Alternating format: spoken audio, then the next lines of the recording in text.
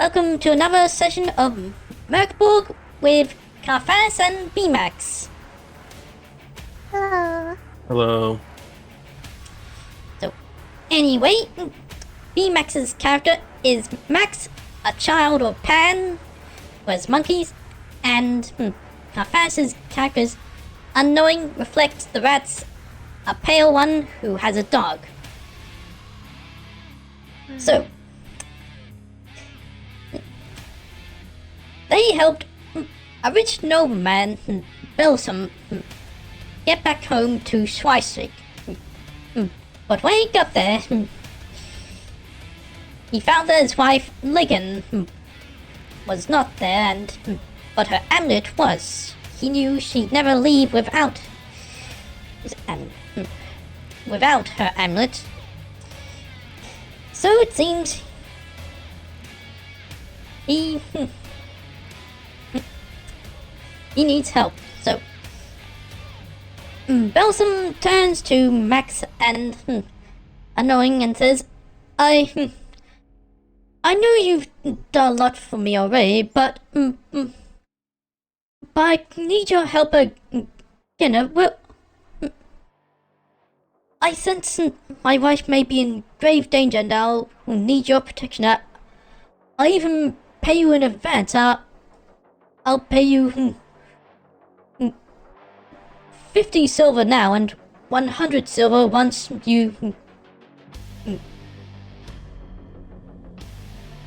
your services are done.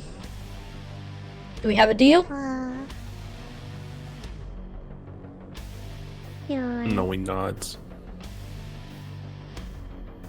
Alright, excellent. Unknowing, I noticed you took that troll's head, so you'll be wanting to sell. We can stop by at a good shop first, if you'd like. Yeah, he'll nod again. Alright, so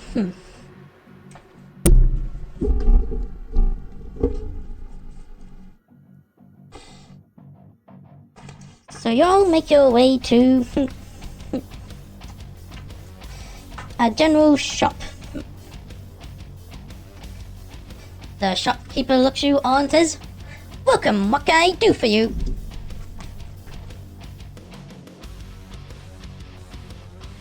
Knowing's gonna put the troll head down on the counter.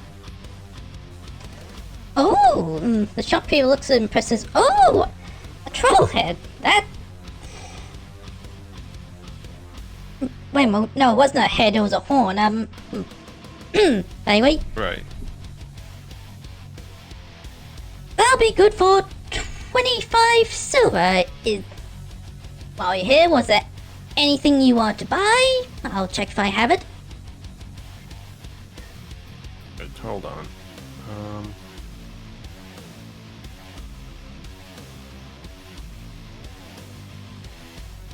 Unknowing's gonna take the silver, the 25 silver, and let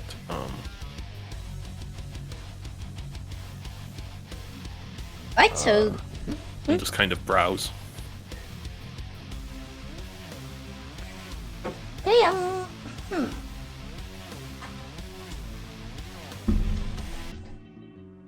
Just getting a reference here.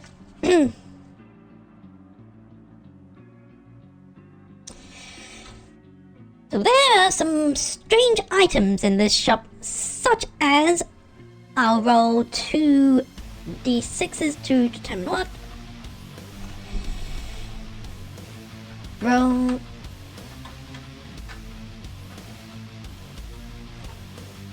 Two.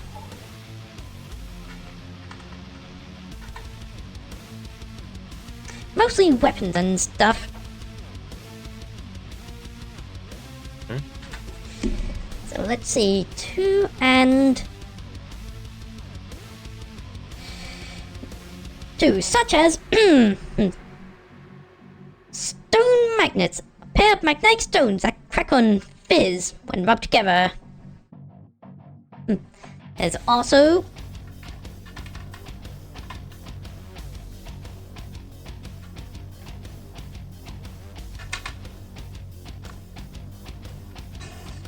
4.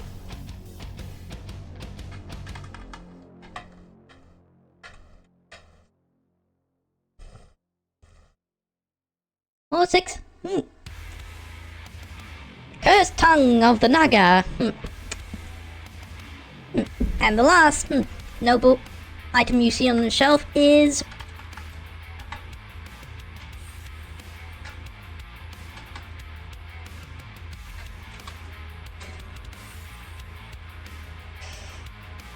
wrong.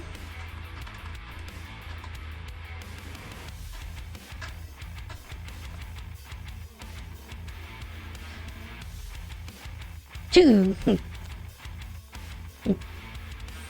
pair of very spiky looking handcuffs. So there's a lot of the items on the shelf seem to be rusted or junk, but some things that could be useful are a pair of magnetic stones, a tongue, and spiky handcuffs. Do any of these interest you?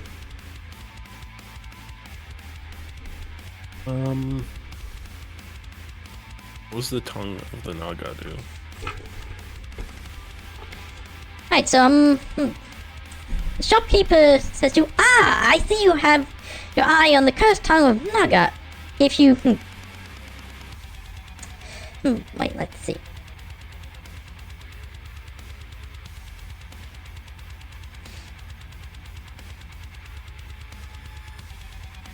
If you push it into a foe's mouth upright, then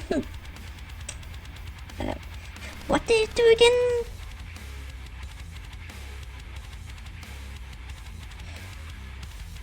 It'll push their skull upright. So it's a very unusual one, but it might have its uses. I'll sell it to you for 75 silver.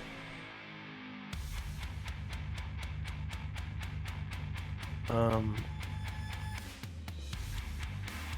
not quite sure how much silver I have at the moment. You can check your character sheet. Something wrong with my... it didn't save properly after the last one. So I'll just say I have the 25, so... I know he's just gonna browse a bit more. And let, Max... Right, talk.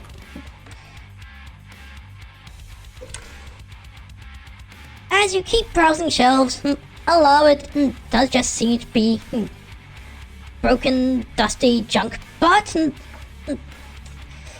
there are a few bags of dried food which might be useful for your journey.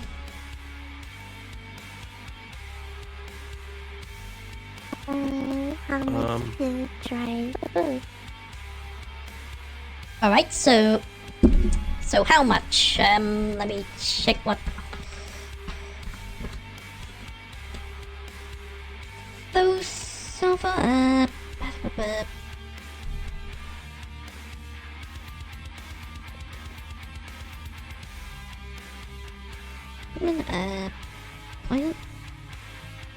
one silver each.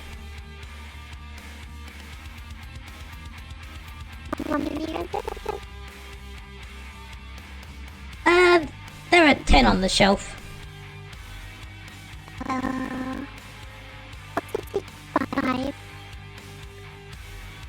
The other 5. Alright, so... that comes to 5 silver each. So make the difference on your character sheets.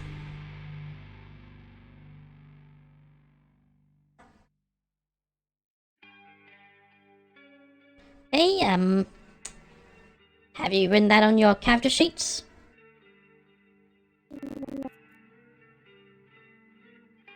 Carthannas? So down 5 silver and then up 5 food.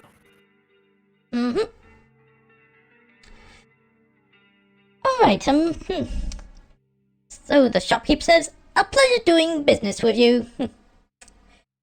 Right, so you leave the shop and Belsum says to you, right, we should ask around town. A tavern I go to is often a good source of rumors. So Belsum escorts you along. Let me roll a d4 to decide if anything happens to you.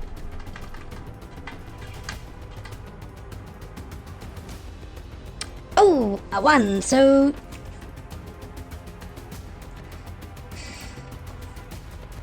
So yes, let me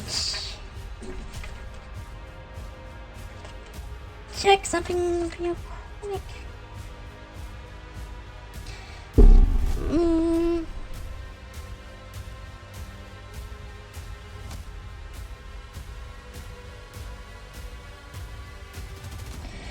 Alright, so each you give me a perception check, presence check.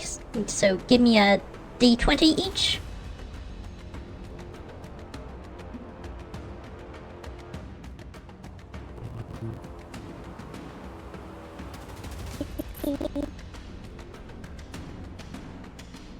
Okay, and your presence modifier is?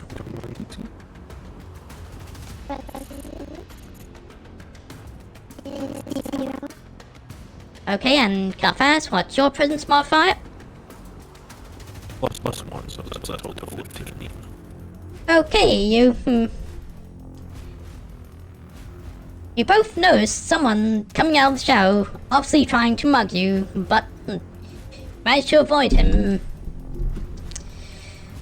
So I'll roll a d6 to determine who gets to make the first move.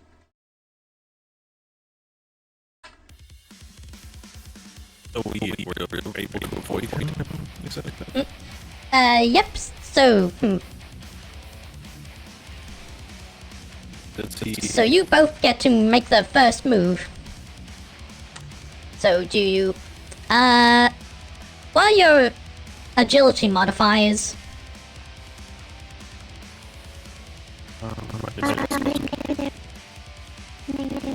Alright, so Carthannas, you get to decide what to do first. Do you attack? So he's like coming straight at us. Mm-hmm. Okay, then I will take a swing with my Borg hammer. Okay, so give me a d20 for strength modifier. Right. Alright, so that's strength modifier 0, so 17. Okay, and you hit him for let's see, what was okay, so give me a d6, alright? So 4. For 4 damage. And what's their armor? No armor, so they take... The mugger takes 4 damage, bring them down to 3 HP.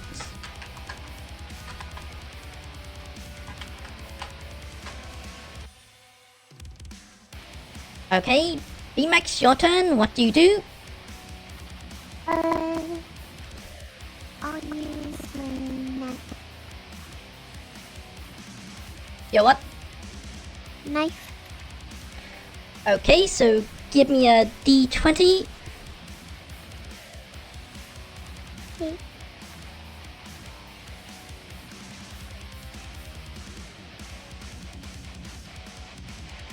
Hey. Hey, oh, you... You stab at the mugger, but... he successfully manages to dodge some. Anyway, Belsum notices what's going on and decides to intervene. Let me just get... Here's actually up on my screen for reference.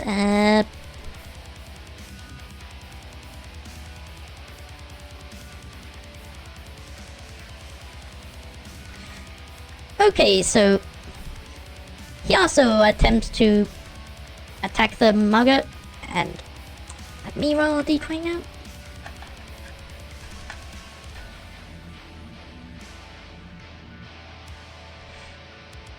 Ooh, but he also misses. So the mugger then tries to take a stab at Belsum. So he'll roll for agility.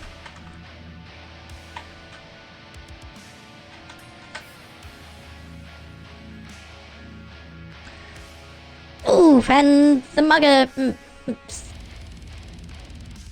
hits him, so let's see. Oops. Okay, 4.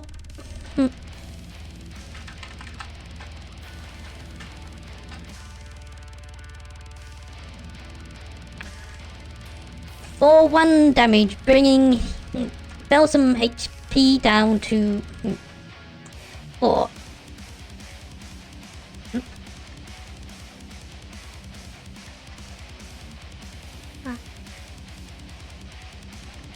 Let's see, HP tracking, okay, there it is.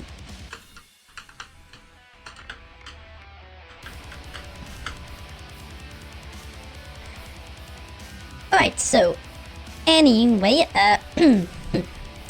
it's your turn to attack Carthannas.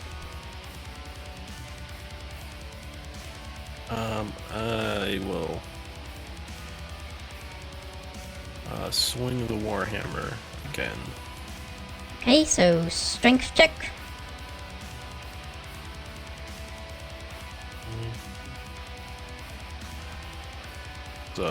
Alright, you swing at him, but he dodges. Okay, Beemax, your turn. I will send my monkeys to him. Alright,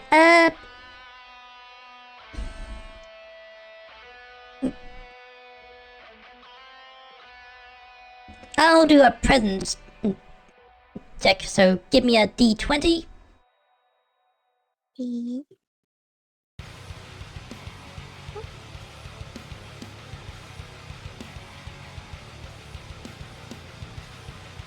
Yeah.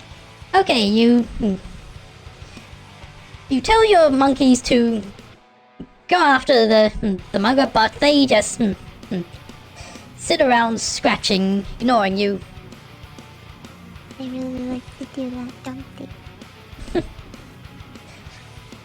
So anyway, then Belsum attempts to make another attack at the mugger. So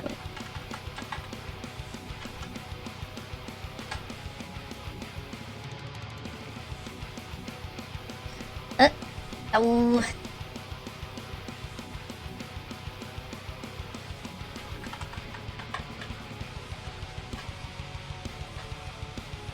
Try again. Okay, and this time he successfully hits the mugger for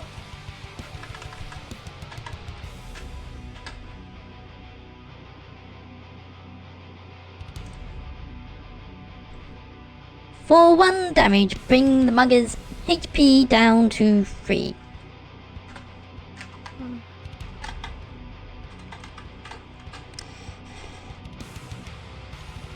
Alright, let's see. So at this point, the mug is getting very worried. Let me check up on how morale rolls were done again.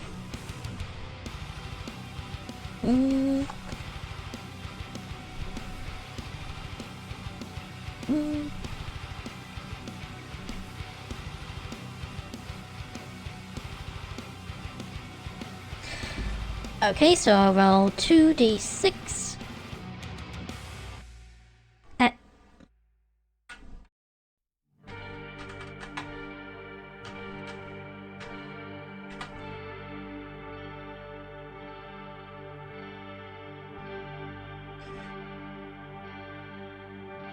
Okay, 5. So, realizing that he's beat the mugger, let me roll d6 to tell what he does.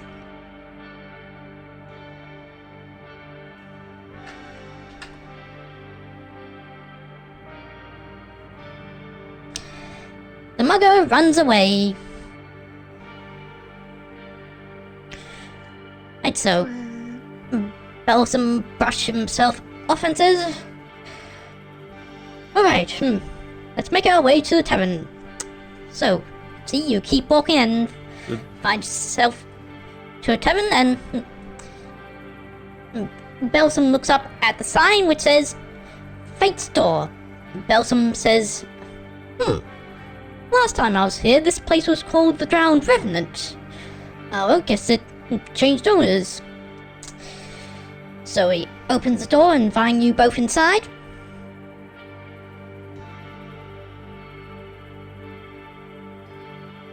Right. So Balsam looks around inside and says, Also looks very different, must have been renovated since I was last here. And Balsam looks at the... Anyway, Balsam looks at the barkeeper and says, "Welcome, what can I do you for?" Balsam says to the barkeeper, I'm looking for my... for my wife, Megan. I think she might have been kidnapped. I have her amulet. She'd never leave home without it. The barkeep says, "Well, you just happen to be in luck there." There's a wise man here who's rented a room and might be able to help you out. It's down the basement. So you all go down into the basement to see a hooded man. He's just crouching over and says, "Hello, what can I do for you? I am Glander Aljaz."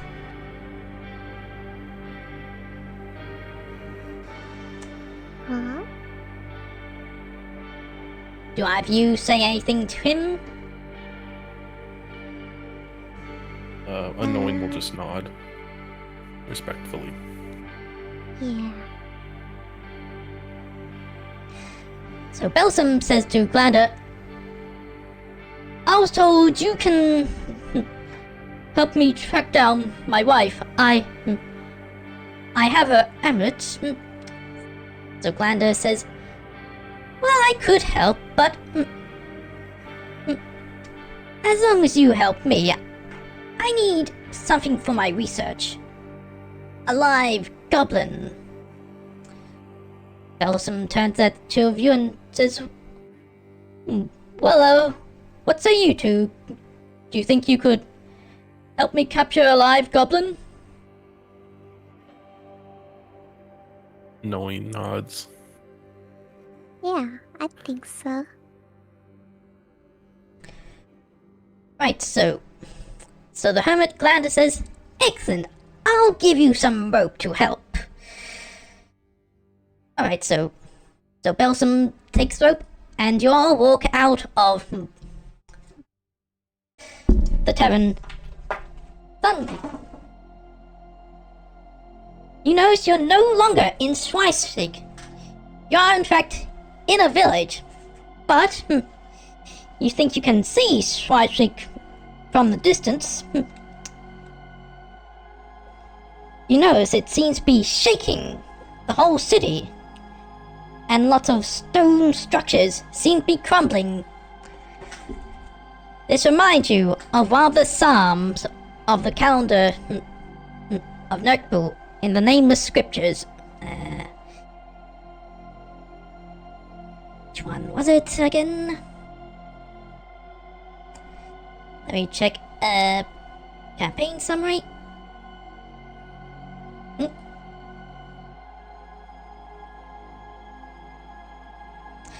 Psalm 1:3. Of those who build nightly, stone by stone, so shall they fall. Stone by stone. So, this But we this don't may feel a quake over here. only mildly. So, anyway, after you get your surroundings, you notice some birds. Let me roll to see how many. 2d4.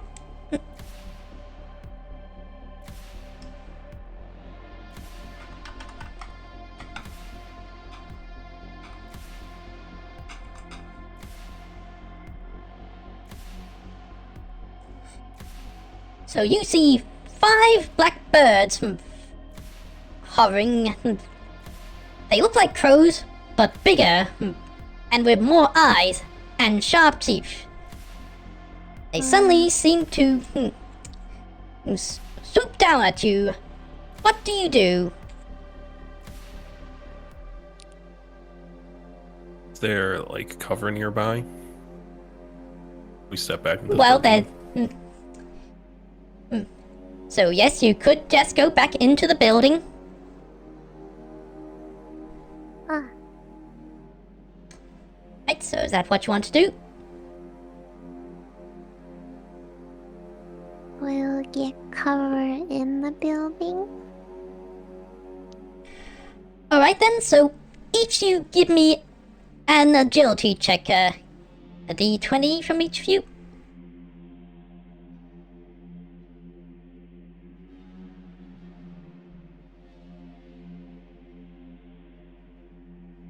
Ooh, That's a 4. 15. Oh, wait. alright, so Max successfully manages to duck back into the tavern, but one of the crows Oh, no. swoops at unknowing, so for let me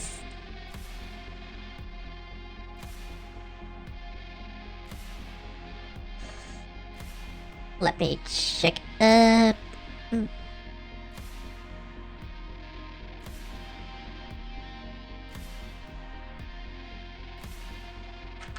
Mm,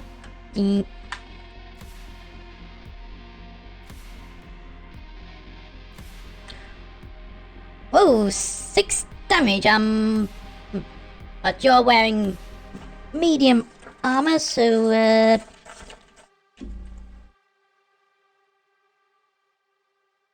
Medium armor? Yep. I have leather armor. Is that medium? wait, no wait, that's light armor. So anyway, give me a D2.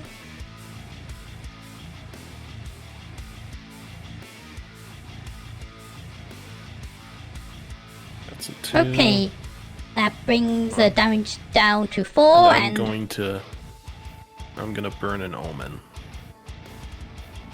okay then. So let's. Reduce 1d6 That's good. damage. Okay, so roll.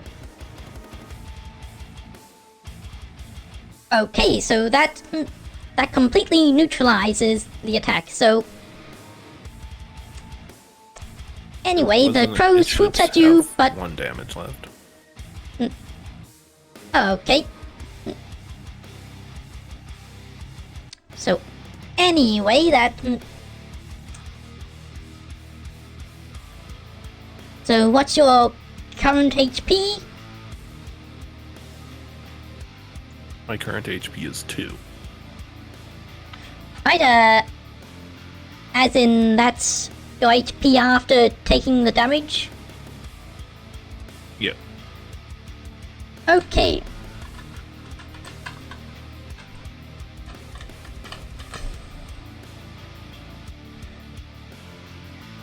Alright, so anyway, the crow managed to shoot you, but after that you managed to get inside, so anyway,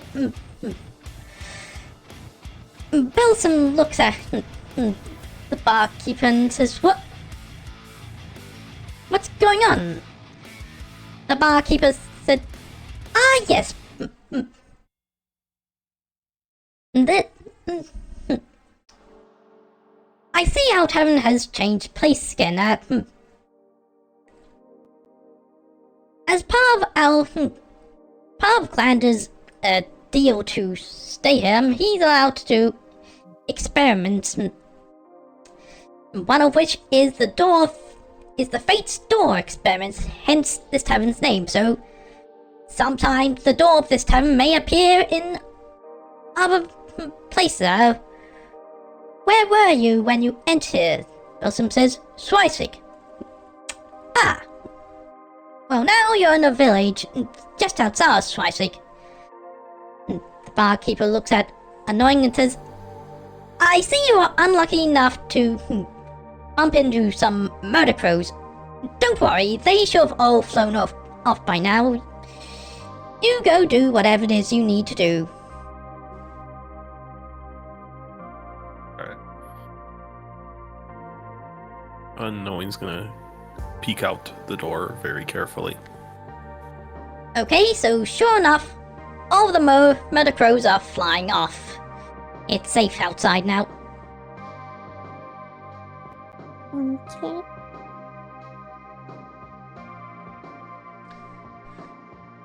Right, anyway,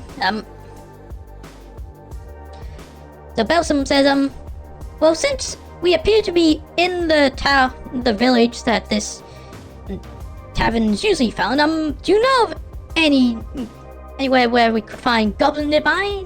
And the barkeep says, well, it so happened there's a forest nearby where goblins frequent. Good luck on your hunt. So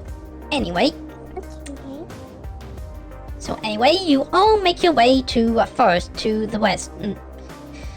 And there's 3 goblins.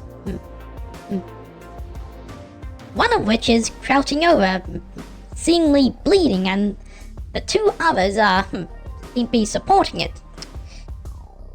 They notice you, and let me make a dice roll to determine how they respond to you.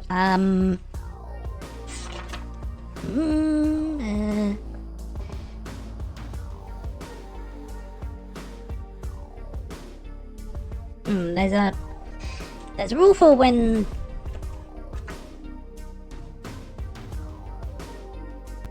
how potential enemies might respond. Let's see. Reaction. Okay, so 2d6.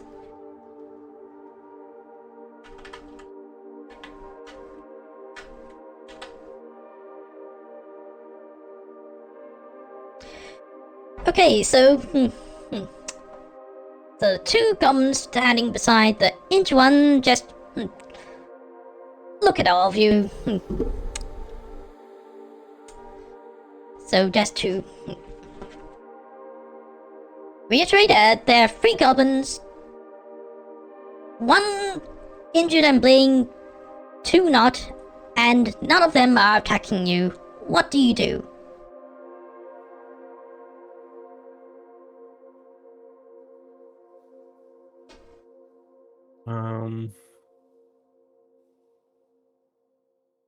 There are 3 of them.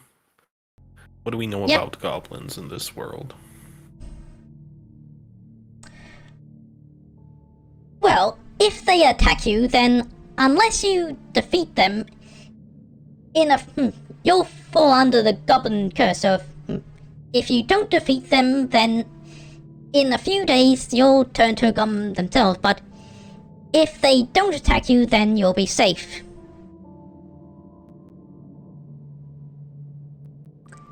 These goblins don't seem hostile, they're just staring at you, seemingly waiting to see if you're hostile or not. 3 is a lot of goblins.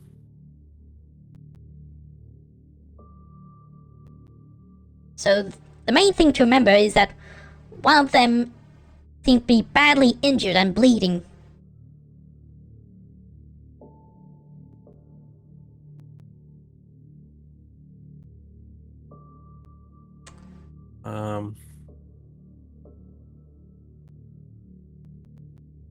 Knowing's gonna gesture that they let the goblins pass and try and find a goblin that's on its own. Is there a way that we can scare them off? That way they leave the injured one behind?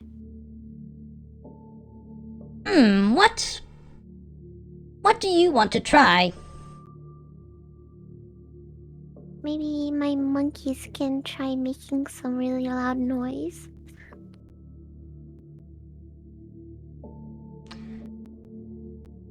Okay, you stomp your feet on the ground near your monkeys. Give me a D20 for a presence check.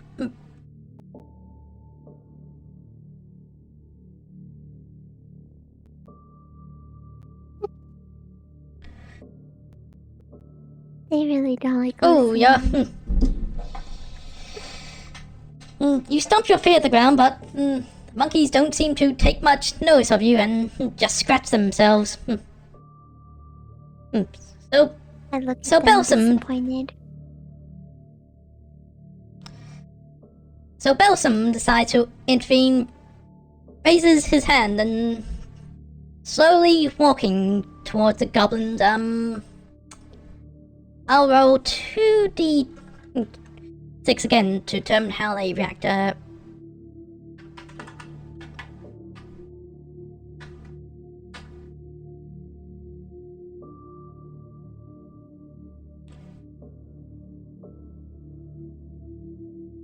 Okay, this time, the two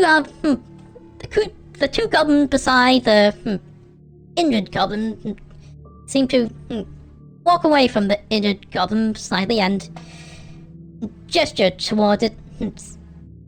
Seem to invite you all to come closer to the injured goblin.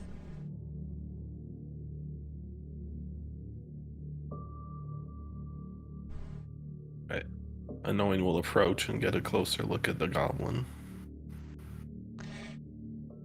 Alright, so you notice that the injured goblin's back seemed to have been ripped off, and there are lots of markings and stuff.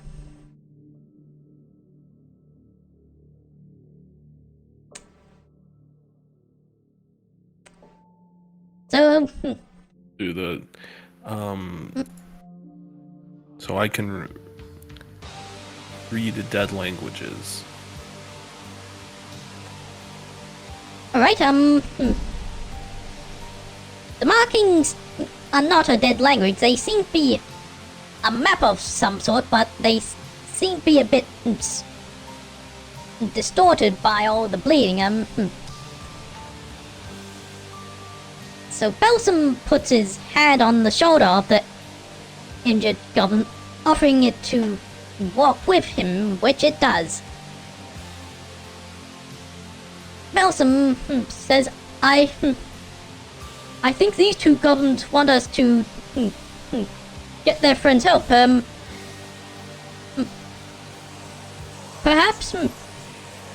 the hermit may be able to help.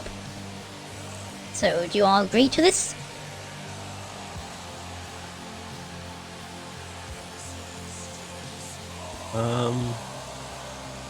Sure. Right, so you escort the goblin back to Fate's door. Go down to the basement. The hermit looks at the goblin and says, "Oh, did you do this to the goblin?" Knowing shakes his head. This... An injured goblin, this could be great for my research. He then looks at goblin back and says, this appears to be a map of some sort. For bring me such an interesting specimen, I might be able to make a copy of this map for you as extra payment. So then he gets a piece of cloth,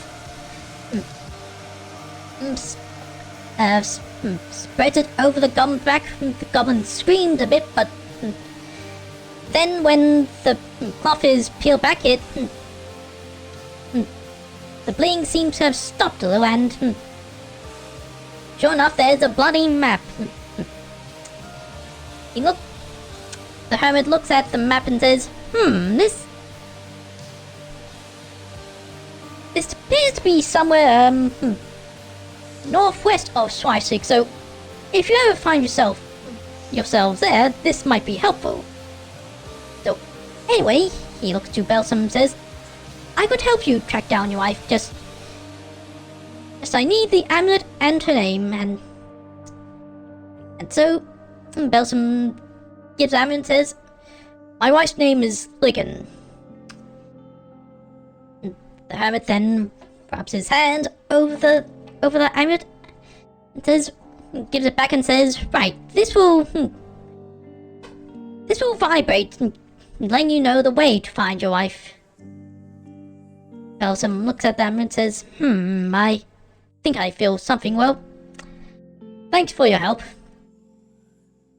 So, you all leave the tavern, and once again, you find yourself in a very different place. This the air here is very dry and it's very dark. You're in another village, but it seems like this village was only built a few days ago. All the houses and buildings and stuff appear to be made out of the ruins of other buildings. There's, let's see, a few houses, a chapel dedicated to the two-headed basilisk, and the tavern is no longer Fate's Door. It is now the Miserable Flagon. So Balsam looks at his amulet and says, this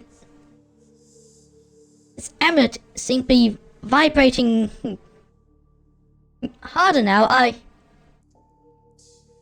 may need some time to examine where this is leading to. So you all go back.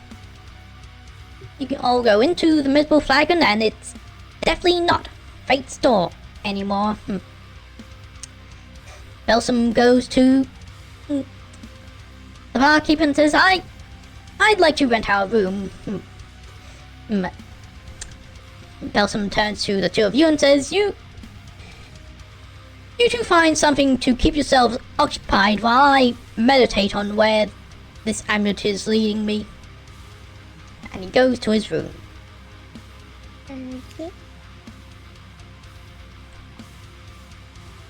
Are there any interesting characters in the tavern? Alright, so as it so happens, there are two people at a table arguing. One appears to be in his mid-20s, and the other in his mid-50s and is balding, so they seem to be arguing over something, but you can't quite make out what.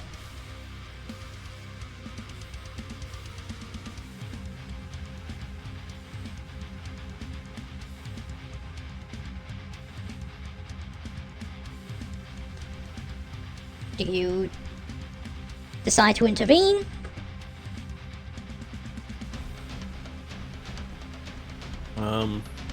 Unknowing will wander a little closer. Try and hear what they say.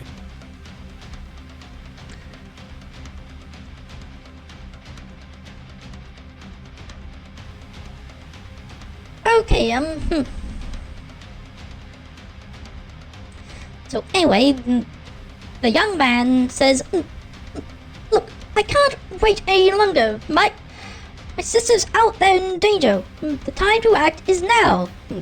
While the middle-aged man says, No. It's far too risky. The Valley of the Unfortunate Undead is a very dangerous place. We can't just go rushing into things without a plan first. We need to wait and see what the rest of the village decides to do.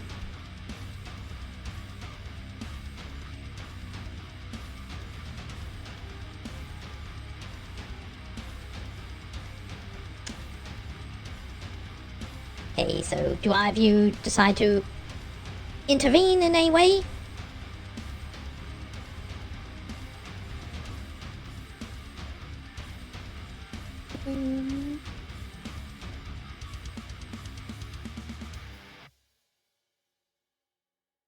Not sure.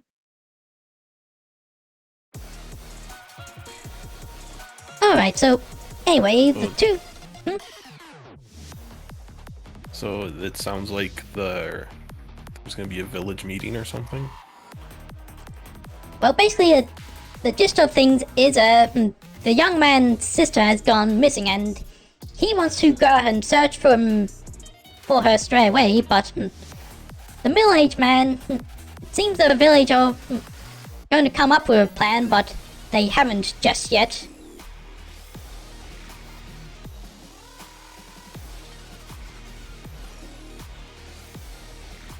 Okay.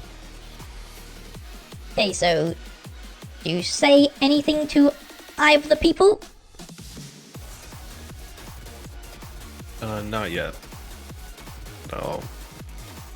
Does it look like? Alright, so anyway, eventually the young man just slams his hands on the table and says, "I've had it with waiting. I'm going out there to find my sister now." And sure enough, he storms off and going for the door. Do you intervene in any way?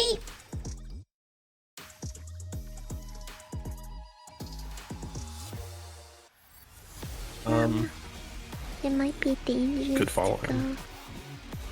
go. Yeah. Alright, so the young man notices the two of you following and says, "Oh, and did you two just get here?"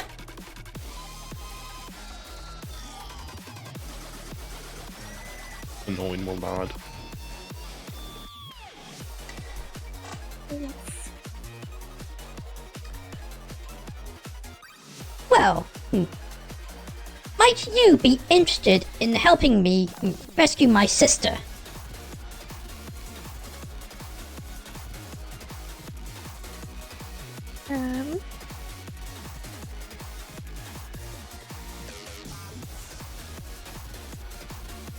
How long until the other guy comes back? Or is he You mean the nobleman, Belsum? Yeah.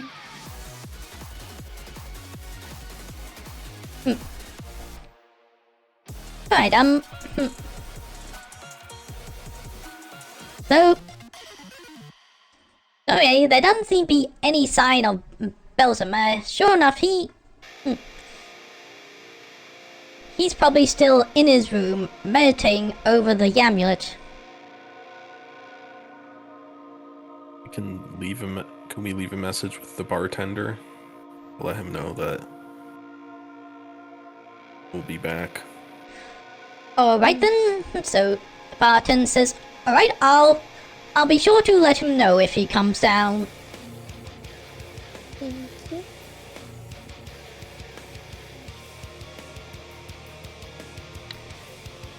So anyway, let me just consult the PDF for a moment.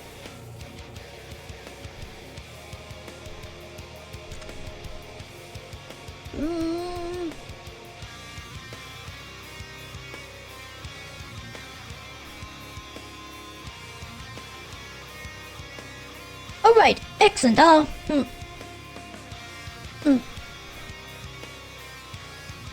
My so-called friend Lou could tell you the way. I'm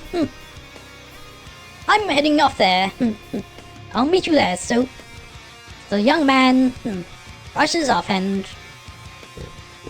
the other man, Lou, sighs and says, I'll tell you how to get there. So he does, and you now have direction to the cave. So anyway, you make your way to the cave, and at the mouth of the cave you see the young man sitting down, staring into the distance.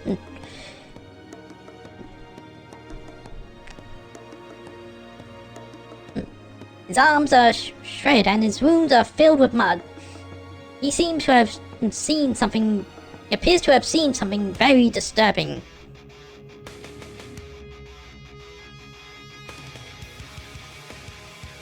We don't really have anything that can serve as medical supplies. But, Right, well, suddenly he goes into a rage and decides to attack you. So, I'll roll a d6.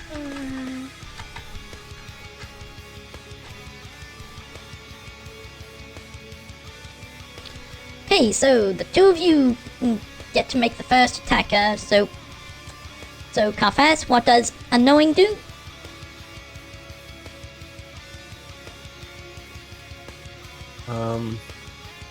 He's gonna attempt to grapple the guy. Okay, give me a check for agility, so a d20.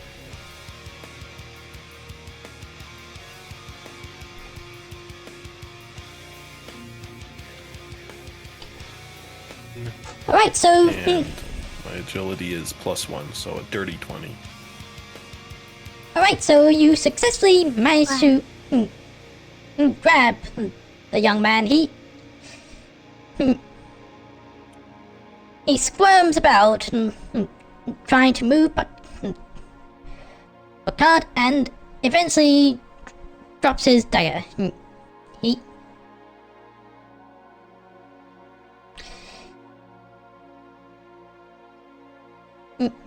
He suddenly screams. Alright, so anyway, so Beemax, what do you decide to do? It's your turn now. You could attack him or talk to him or whatever you want. I'll ask him why he's attacking us. Okay, give me a check for presence, so a d20.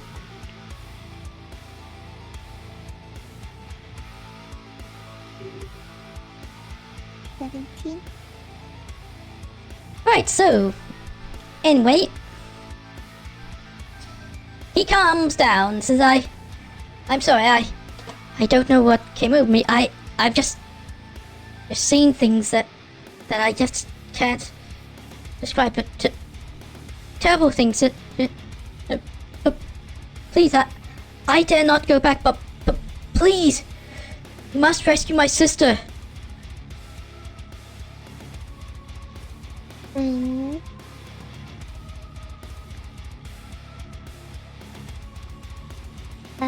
Give us directions and we'll save her ourselves, but we can't risk you attacking us again. Right, so anyway, he says I could barely see her. He goes, just let me go and I'll give you a torch. So anyway, unknowing still has a hold of Dalton. That's his name, by the way. Unknowing will let him go, but like keep his hands on his shoulder as he gives them the torch. Right, so Dalton reaches into his backpack and gives them a torch and says, just I'm not certain of the way, but I know my sister's in that cave, he says, pointing to the mouth of the cave. Just Please, you must help her.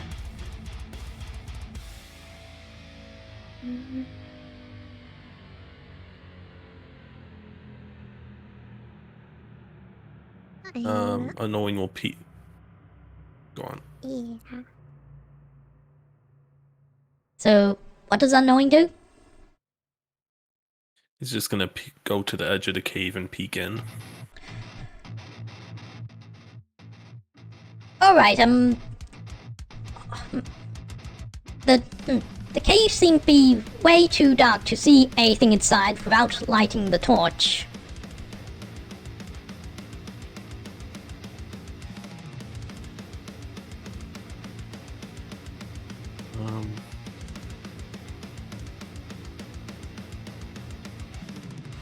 So anyway, Does Max have the torch? you have the torch. Okay. And I'll light it and hold it up to the... Okay, so now see if there's anything you mean. So now inside the cave, you can see that the entrance is very damp, and there appear to be two other paths up ahead, one to the right and one to the left.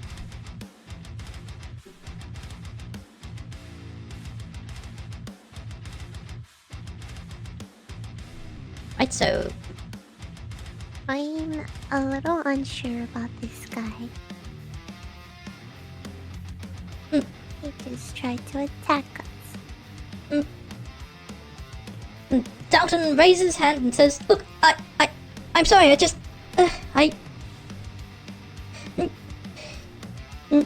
And suddenly he runs away back to the village.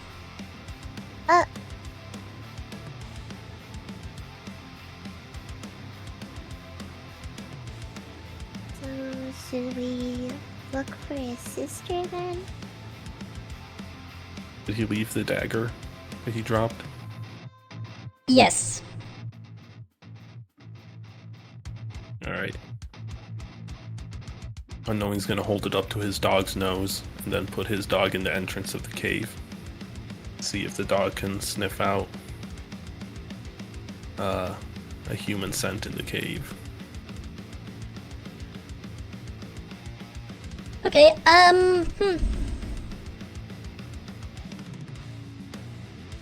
So,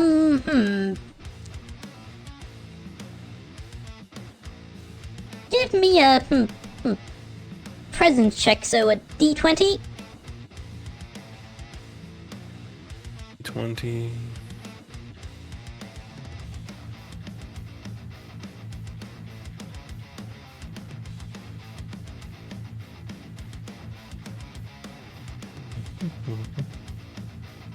Oh, that's a 17 plus Okay. 1, so 18. Right. So your dog rushes towards the path to the right.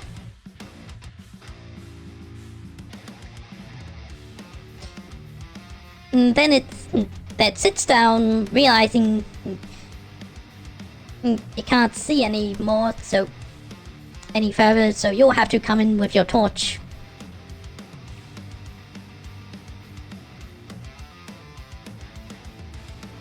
Right, Unknowing's kind of gonna hold the dog in one hand and so it doesn't run off ahead, and then the torch in the other, and just kind of let the dog lead the way. Alright, so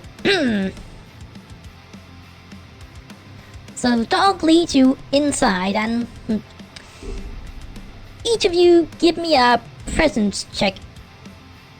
So a D20 each.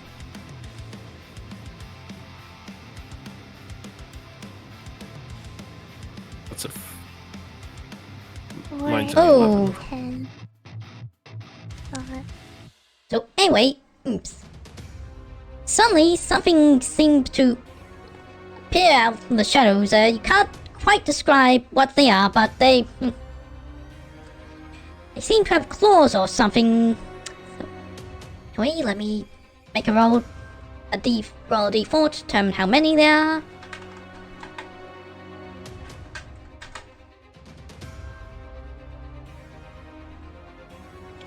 Okay, actually it's just the one, but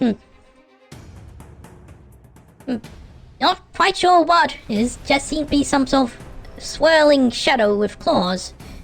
So anyway, I need to roll d6 to determine who gets to make the first move.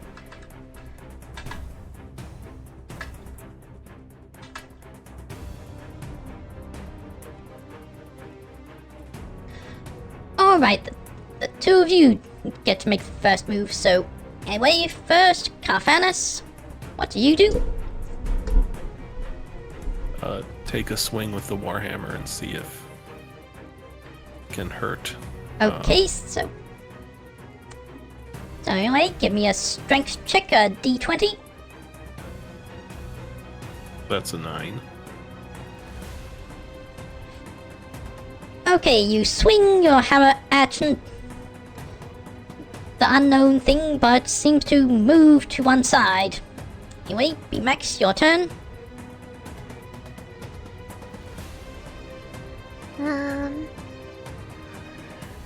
I will try my monkeys. Okay, so give me a presence check, a d20.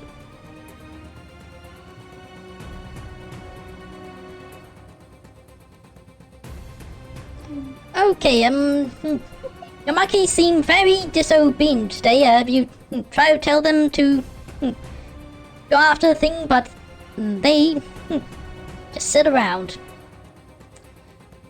So anyway, the strange thing goes after unknowing. So, an agility check. Give me a d20. 20 agility. That's gonna be a 10. Okay, so the strange thing lashes its claws at you for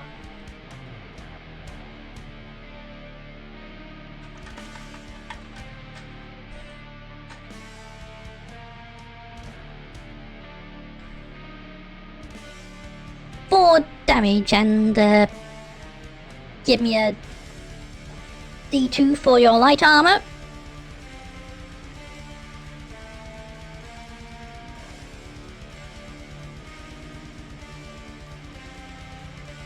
So Okay. I'm gonna burn a omen as well. Alright. So neutralize total of 7 damage. Alright, so your armor absorbs all the damage. So anyway, it's your turn to do something again. Take another swing with the warhammer, I guess. Okay, so a d20 for strength. 12. Alright, you successfully hit the strange thing for, I think it was a d6. Yep, so give me a d6.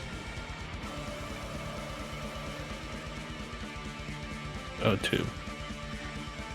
For 2 damage, that brings its HP to 2.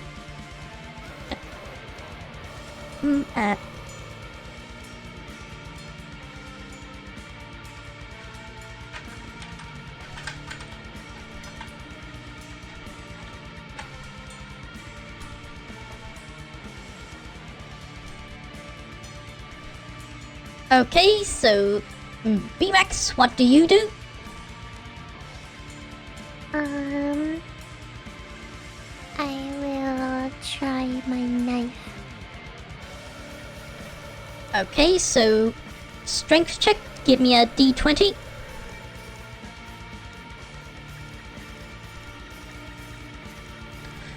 Oh, you stab at the thing, but it moves out of the way. So now the thing decides to attack you. Give me a d20 for agility. 19. Okay, it claws at you, but you manage to move out of the way. Carthannas, it's your turn again. I'm gonna make an attack with the warhammer. Hold on. Okay, so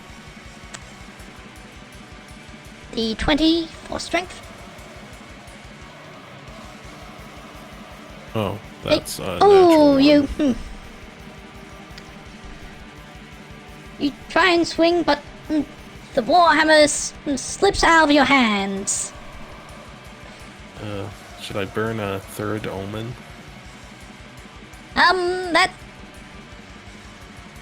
That's up to you. You probably should know that there is going to be more to this cave. Okay. Alright, then. Alright, then he'll just, like... My next turn, I'll go look for the warhammer. Alright, then... Beemax, it's your turn. I will try my knife again.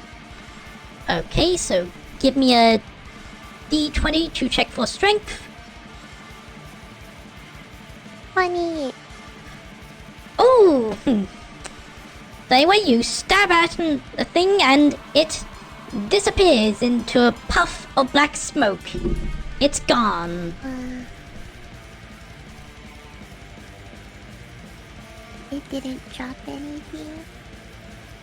Let me see. Nope, it just completely disappears as if it was never there. Okay. And knowing's gonna go look for the warhammer. Right, so the warhammer is just at your feet. Alright, I'll retrieve it. How's the torch looking at this point? Right, the torch is still burning brightly, although strange thing about this passage. Anyway, your dog leads you towards a passageway, but the torch doesn't seem to light it up as much as it should. But anyway, you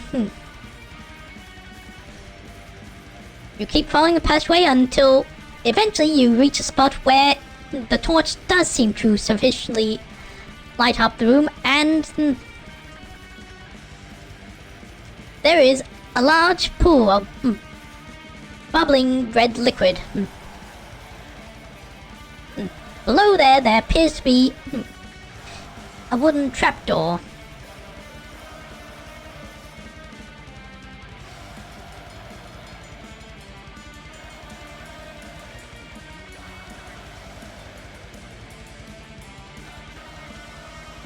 So, what do you do now? Can the red liquid be identified?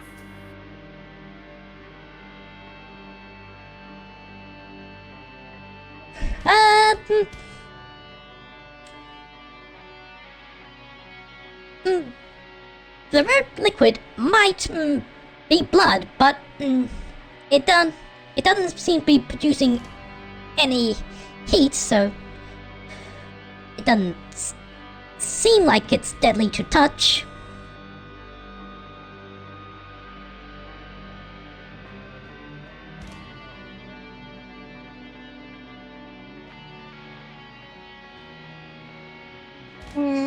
I get closer to the pool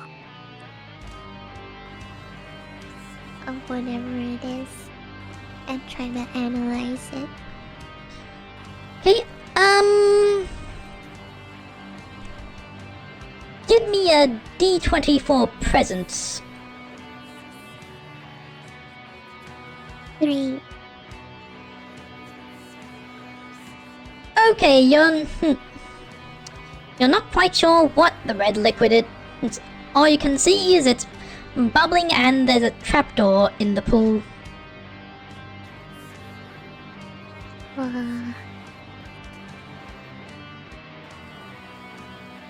Oh, it doesn't seem to be that deep then.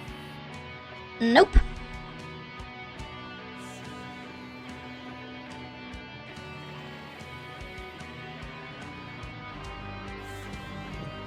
Unknowing's gonna put a foot in the pool, see if anything happens. Okay, no harm comes to unknowing.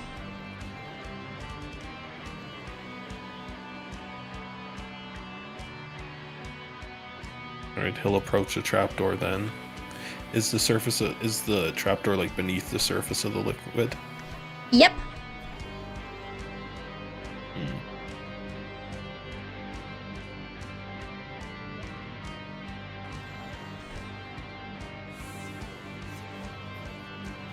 And is there like any other exits or anything from this room? Nope.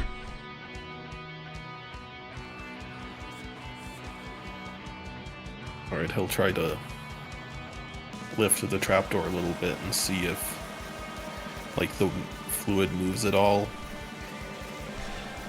Alright, so unknowing slowly opens the trapdoor and the red liquid starts to drain through it.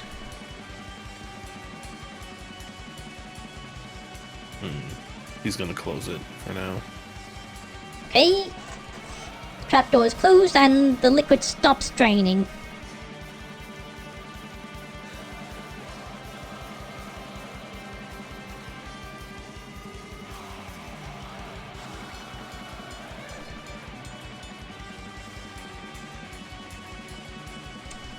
So what do you do now?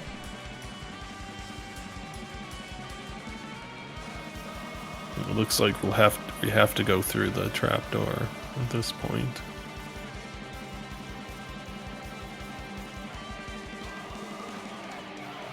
Alright. I'll open it up and then look down. Alright, so anyway, you open the trapdoor completely.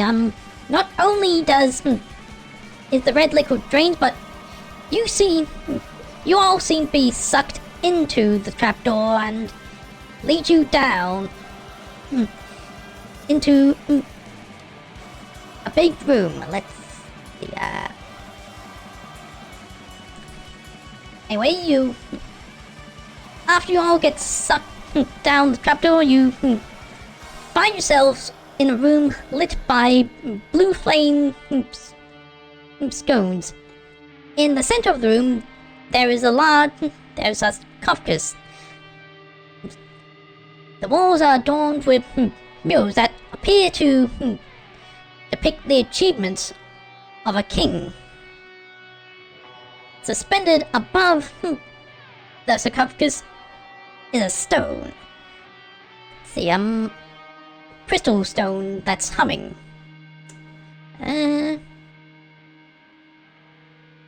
There is a mural on the ceiling that depicts the stone falling through a portal and peasants worshipping the stone. Anyway, at the back of the room, you see a woman with very pale skin.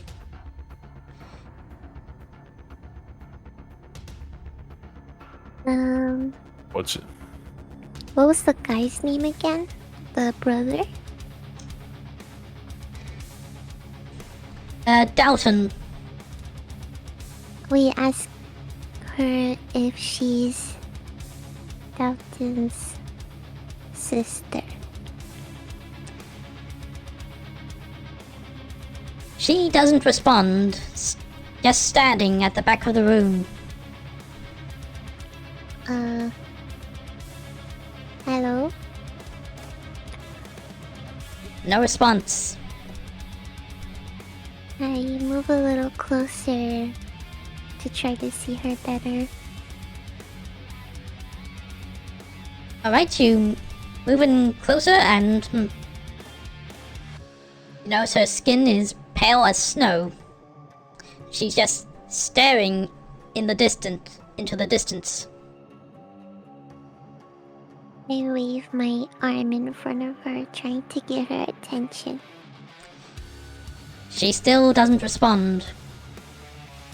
I look unknown. Sorry? I look too annoying.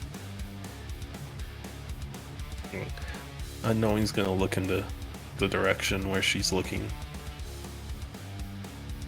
Okay, all you see is a ladder that leads out to the cave and a red puddle beneath it. She doesn't seem to be staring at anything in particular. Right, Unknowing's gonna try to... Go on.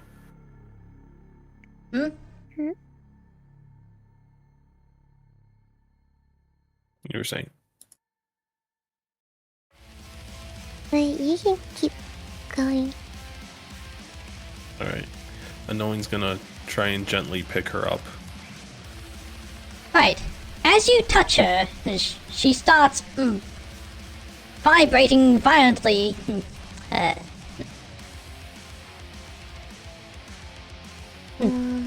Demonic appendages come from her mouth and attached to the sarcophagus in the room, opening it, and there's a mummified corpse. The appendages then seem to bring the corpse to life. So,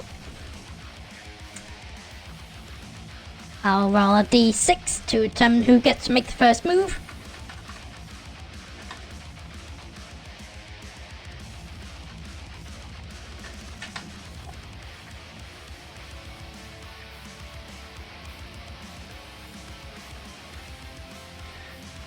Alright, you two get to make the first move. Hold up, let me just consult the PDF for a moment.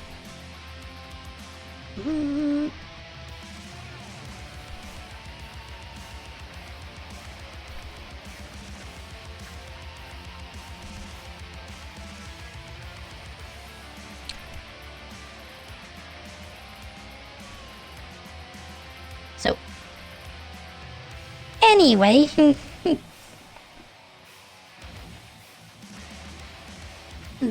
the woman appears to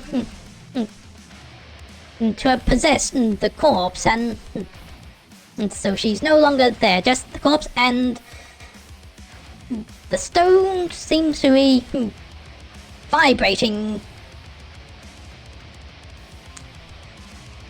So, Carthannas, what does Unknowing do? There's the animated corpse of the king, and there's the stone. Stone, he's gonna swing his warhammer at the stone. Okay, so give me a strength check, give me a d6. Oh, d6.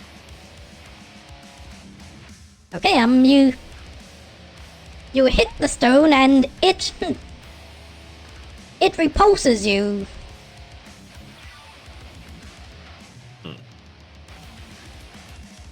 Alright, so Beemax, what do you do?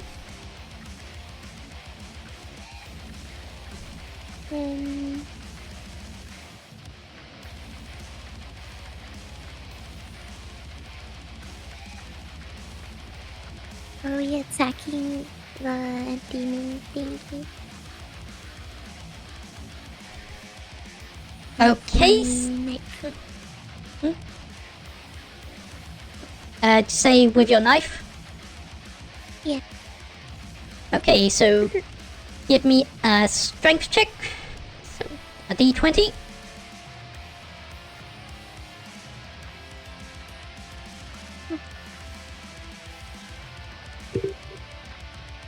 14.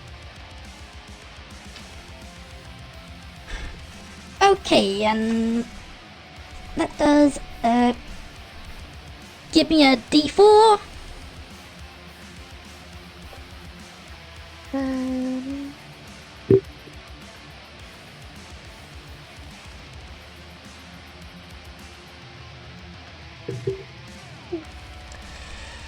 So that does 2 damage, and I need to roll a force roll as well.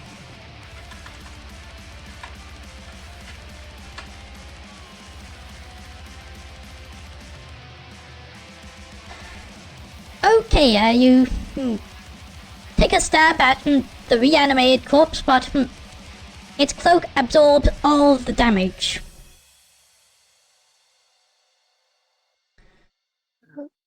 So,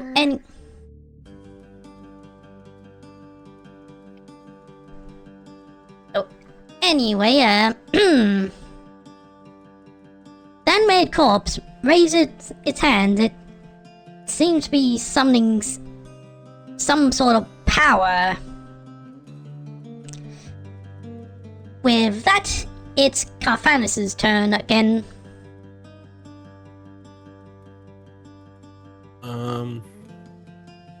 He's gonna swing the warhammer at the creature's hand. Okay, so give me a d20. Okay, Oh, that's a 1 again. So once Should I again, use, you swing, but the warhammer slips out of your hands. So Beemax, what do you do?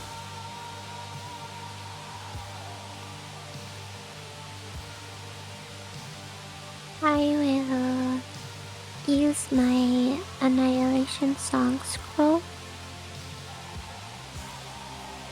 Okay, so give me a d20 to check for presence. 19. Alright, so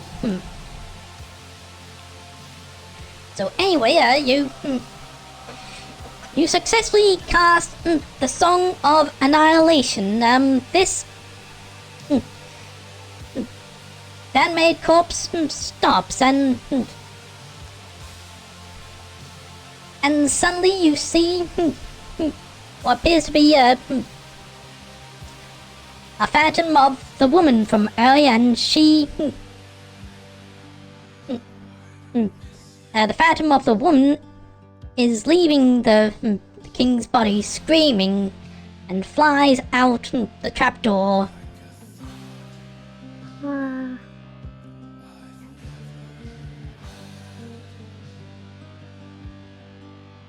Right, so anyway, the stone stops humming and the corpse collapses to the ground.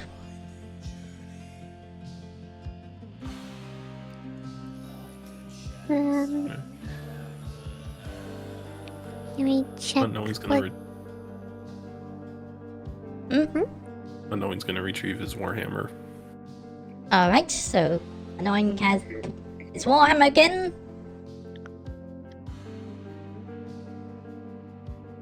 Can we check what... if it dropped anything or what the corpse has? Okay, there does not appear to be anything of note on the corpse.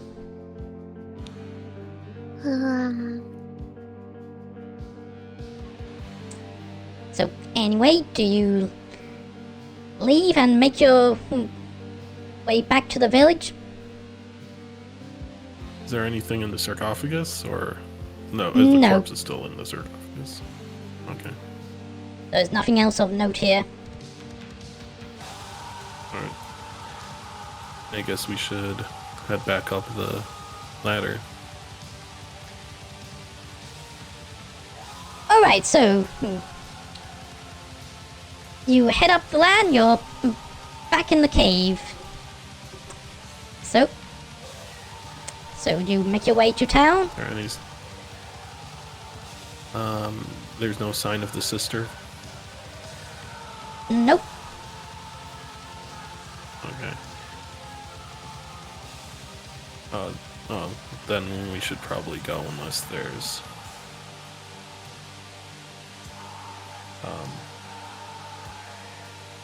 Go then if there's nothing. Unless we want to explore the other passageway. Alright, so is that what you two want to do?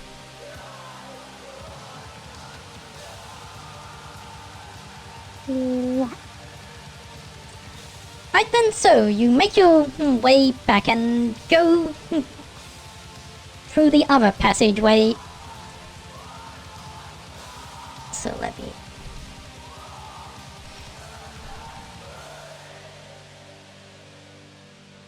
So anyway, along this passageway is very...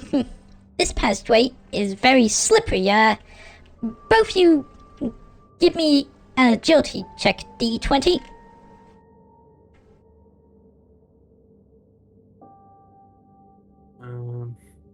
Many? Okay. 13. Okay, so despite how slippery this passageway is, you successfully managed to stay on your feet. In the distance, you see a cyclops. It seems to be staring down at some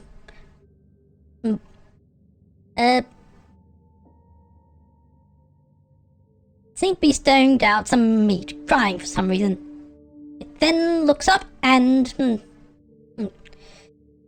picks up its club, ready to attack you. So let me roll a d6 to determine who gets to go first.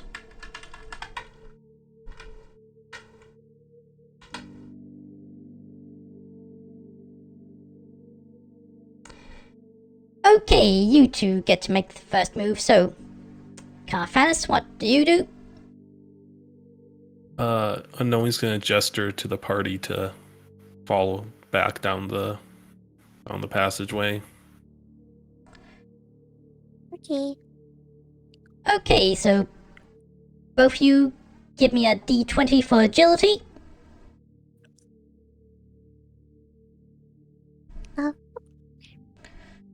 Oof. And Carthannas.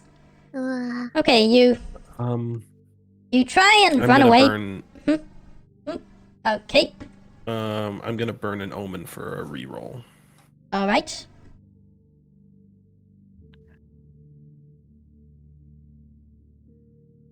Oh, that's an 11. Okay, that still does not succeed, so Can I you try. use an omen? Okay then.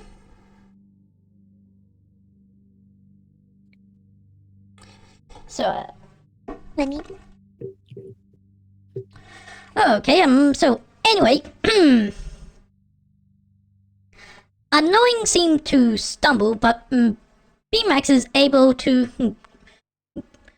grab his hand and pull him away from the Cyclops as it tried to swing its club at both you, and you manage to get out of the passageway and back to the cave entrance. Should probably head back to town at this point.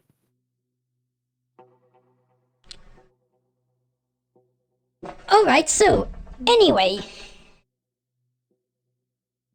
when you get to the town, you notice all the townsfolk seem to be armed with improvised weapons such as pitchforks, pickaxes, and stuff like that. In the distance, you see the woman you saw from earlier with her arms stretched, floating.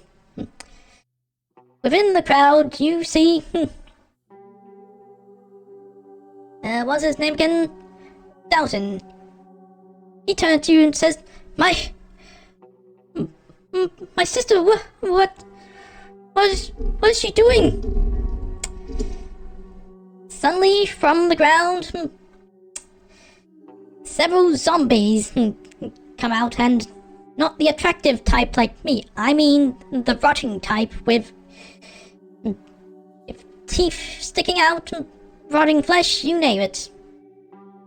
So anyway, the townspeople rush at these zombies, and the one which you now know to be the missing woman, Kate, attacks the two of you. So need to roll a d6.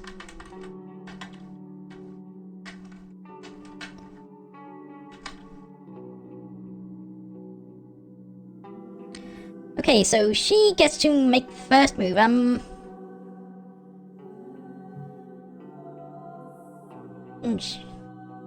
She hurls a fireball at unknowing. So Carthannas, give me a d20 for agility.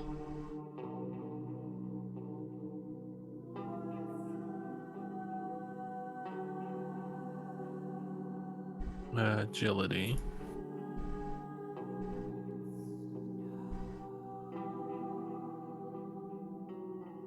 $17. Okay, she hurls a fireball at you, but you manage to dodge it successfully. Anyway, now you get to make an attack. Alright. So. Oh. That's not a good attack. Oh, you swing your... 3. You swing your war hammer at her, but miss. Beemax, your turn.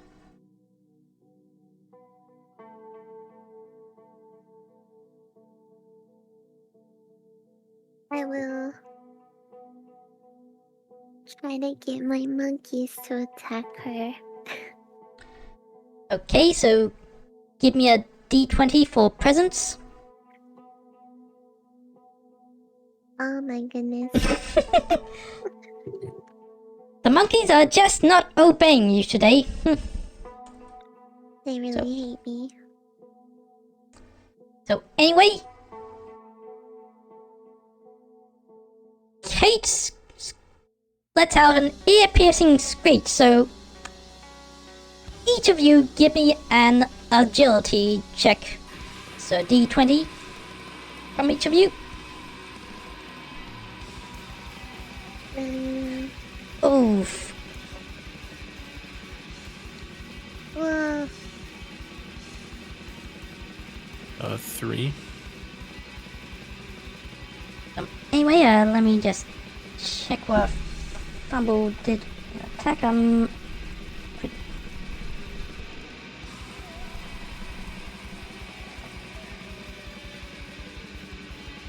Alright, so the scream manages to hit both you. Or let me roll a d6.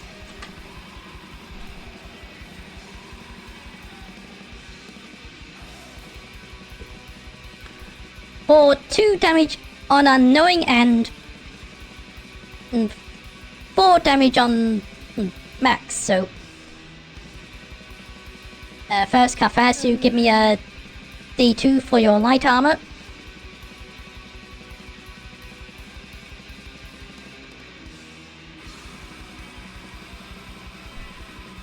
Okay, so that's 1.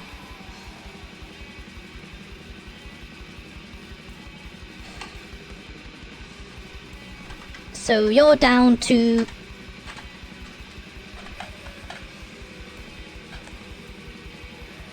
1 HP.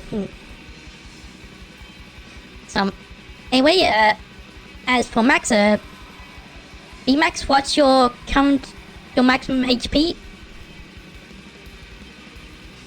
That is 6.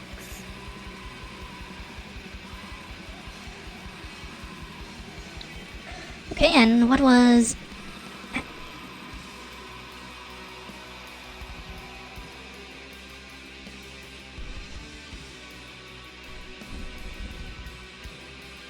Oh.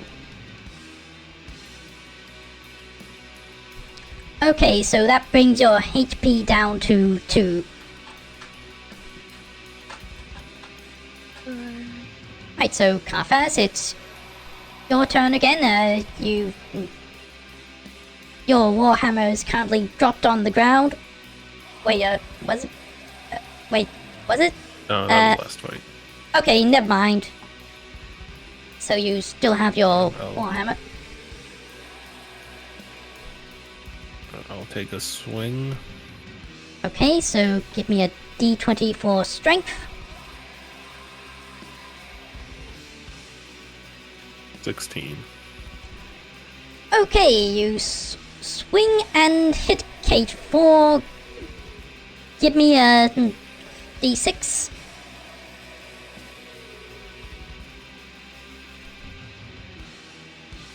D6. Only a 1. Okay, so that brings Kate's HP to 19.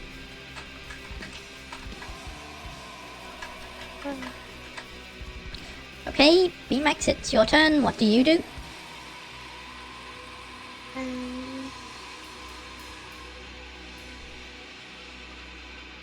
I do have garments in my inventory. Do those count as armor or just...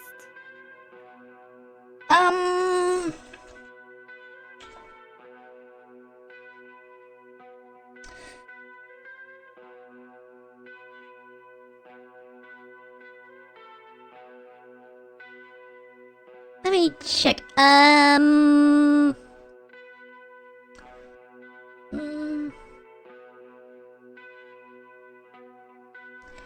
This is...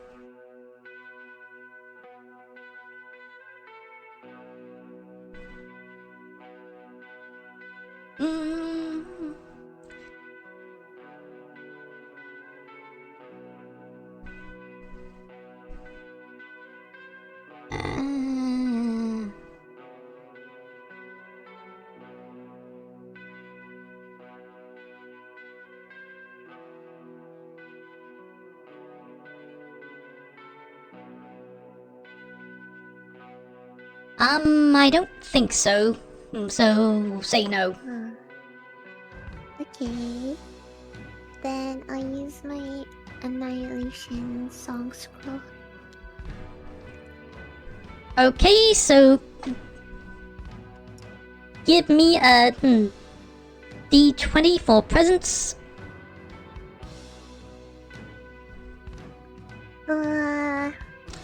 Oh, so... Not only does... this power from the scroll not work, but, let me... consult a table.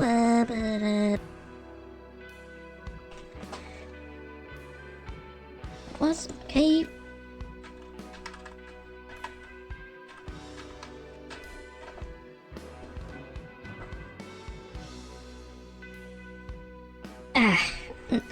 Didn't work.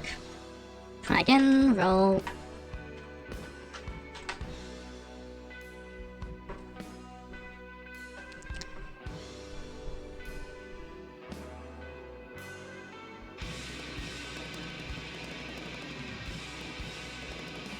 Alright, the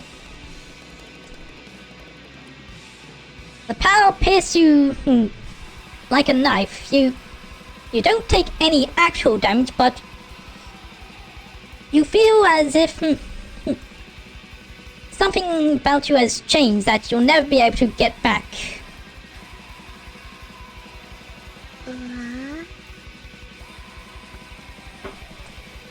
So, anyway, Kate hurls a fireball at you, Beemax, so give me a d20 for agility.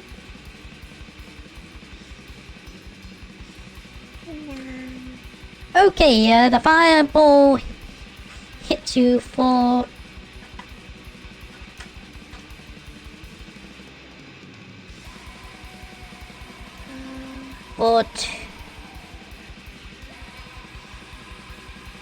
2 damage and knocking you out. And let's see. So you're now broken, so I need to give me a d4.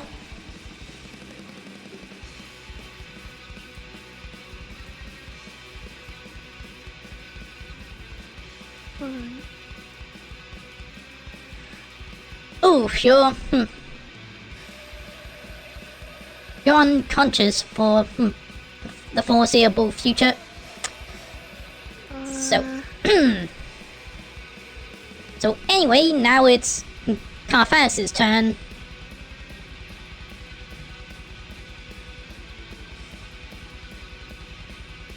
What do you do? Well, I think the power I had last time when we last left off was invisibility. Yes.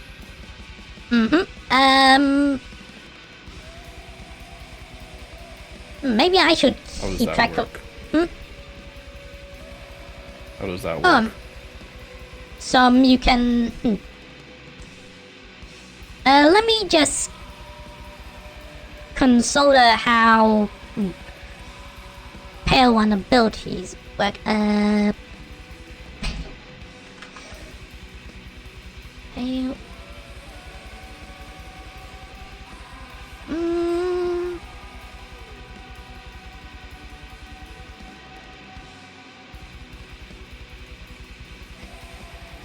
Okay, so give me a D20 presents. Okay. Can omens be used after rolling? Yes. Okay. What's the wording of the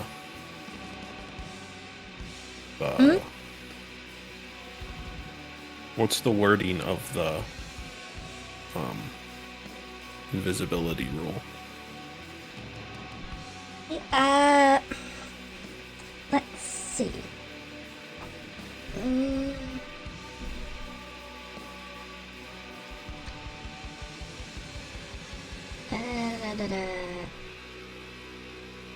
Unclean small 6 round.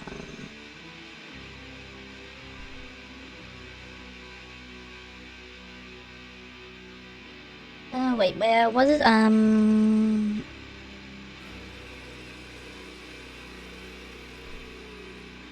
A creature that could be you becomes invisible for d6 rounds or until it is damaged, and it'll be harder to hit you.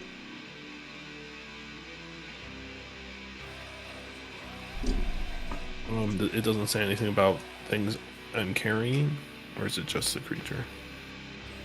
I assume everything on you will become invisible too. Okay. So if I pick up Max, will she also be invisible? If I pick up Beemax, will she also be invisible? Well, anything on you as you cast the spells. So if you were to pick anything up after casting the spell, it will just appear to be floating to everyone else. Okay. Alright, so my presence was 8. I'm gonna use my last omen to drop the DR. Okay, so let's see.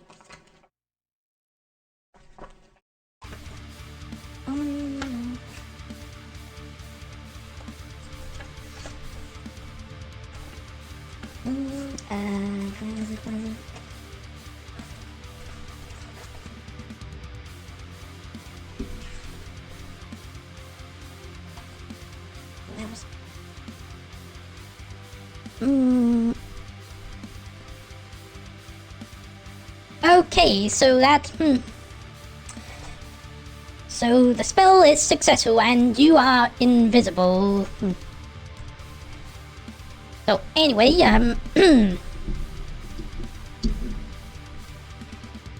Kate then tries to hurl a fireball at you. Give me a d20.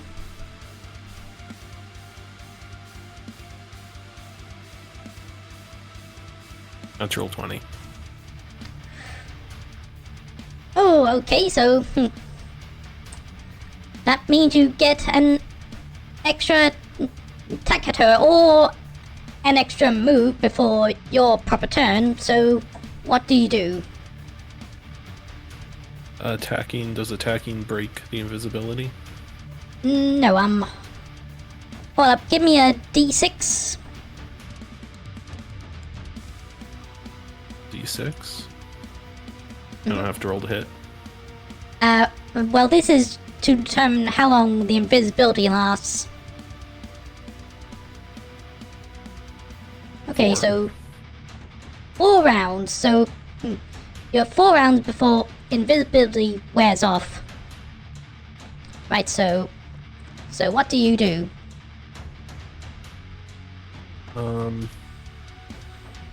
I'll make the attack. Okay, so give me a d20. Alright, that's a 5. Alright,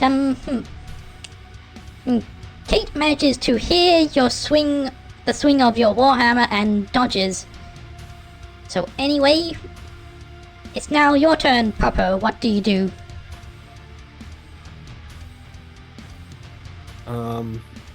Can I order the dog to try and drag Beemax away? Okay, give me a d20 for presence.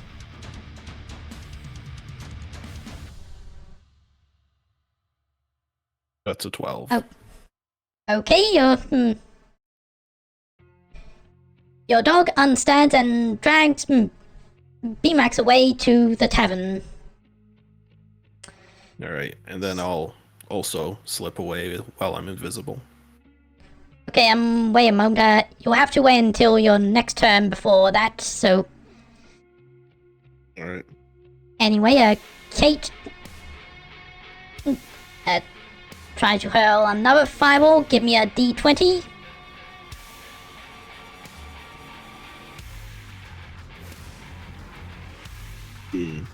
That's a 5. Okay, and your agility modifier is... +1. So a 6. Alright, but since you're invisible, that's enough to pass, so... Kate hurls a fireball at you, but you manage to dodge it. So, Alright. anyway,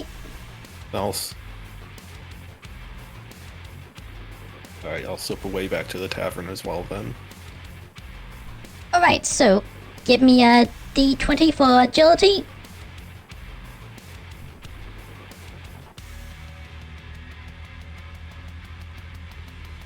That's a 5.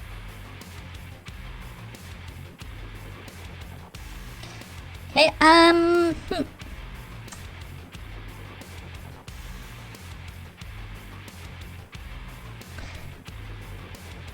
You know, I'll be generous and say that Kate tries to swing at you, but you manage to get out and make your way to the tavern. So, anyway,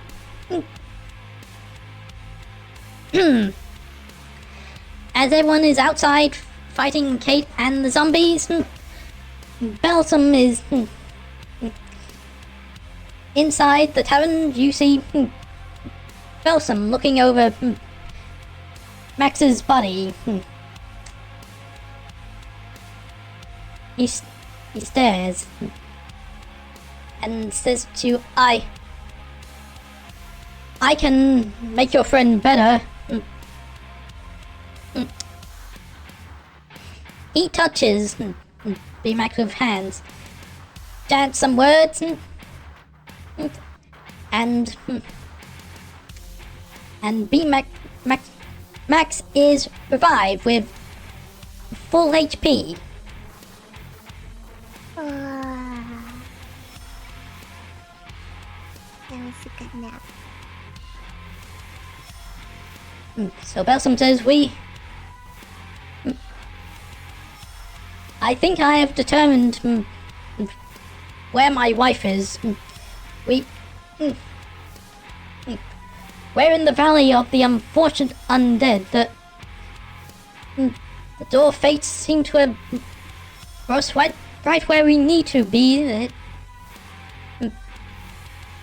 But we should. I heard what's going on out there. We should probably just stay in here and wait things out.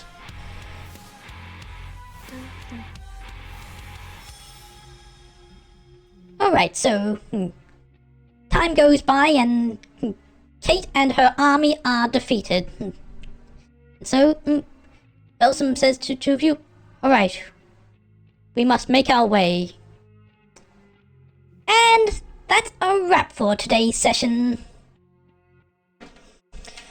Yippee. Okay, so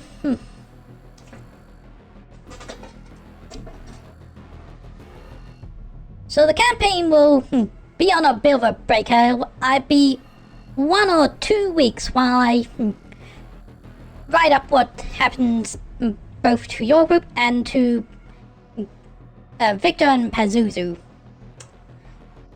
For now, I'll find someone to raid.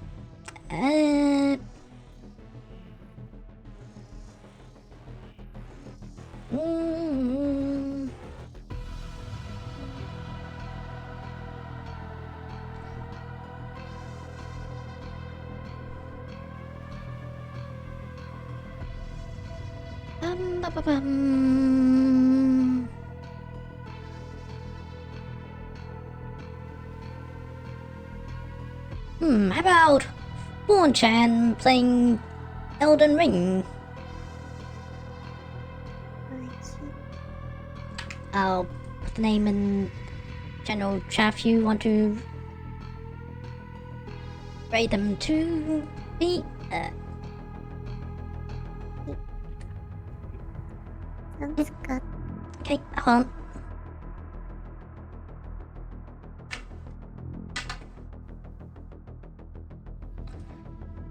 Okay, so I'll set up a raid.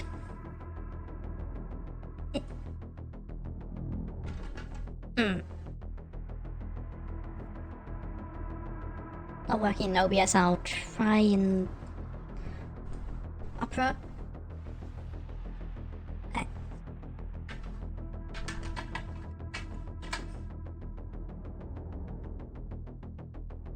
Alright, thanks for watching. Hope you enjoyed this. See you all later. Bye! Bye.